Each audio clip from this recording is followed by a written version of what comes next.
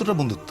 বন্ধুত্ব হচ্ছে এমন একটা জিনিস যে তুমি তোমার স্বামীর সঙ্গে যেটা শেয়ার করতে পারো না, বাবা মার সঙ্গে বা ফ্যামিলির সঙ্গে শেয়ার করতে পারো না, সেটা তুমি তোমার বন্ধুর সঙ্গে পারো। বন্ধুত্ব হচ্ছে এরকম একটা জায়গা।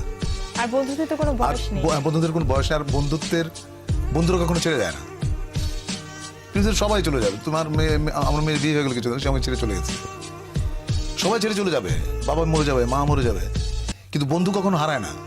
আমরা যে নতুন নতুন আমি ইরেশের একটা নাটক করে আসলাম কিছুদিন আগে কক্সবাজারে, ওখানে এই সংলাপটা পড়ে আমি খুবই মুগ্ধ। আমি ইরেশকে বললাম যে তুমি এরকম একটা চমৎকার সংলাপ লিখেছ। ইরেশ জাকিরের লেখা। হ্যাঁ। তো ওখানে সংলাপ ছিল যে সবাই চলে যায়, তখন আমি বলি শুধু বন্ধুরা ছাড়া।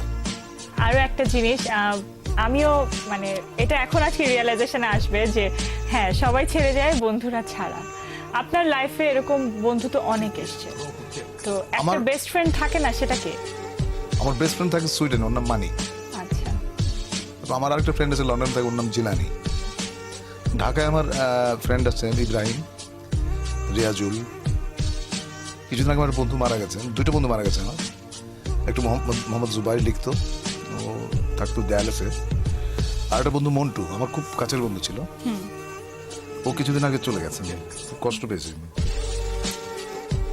তো এই যে বন্ধুর মানে অভাব তো ফিল করেনি, যে বিদেশে আছে যে দুজন বন্ধু, তো তাদের সাথে কি মানে যাওয়া হয়, তাদের সাথে দেখা করতে? হ্যাঁ, আমি স্টকহোম গিয়েছি এই পর্যন্ত 6 বার, শুধু বন্ধুর সাথে দেখা শুধু বন্ধুর সাথে দেখা করার জন্য। মানুষ জিজ্ঞেস করে কি প্রোগ্রাম আসছে, আমি বলছি, বন্ধুর সঙ্গে দেখা করতে আসছি। ও হতভম্ব তাকিয়ে থাকে।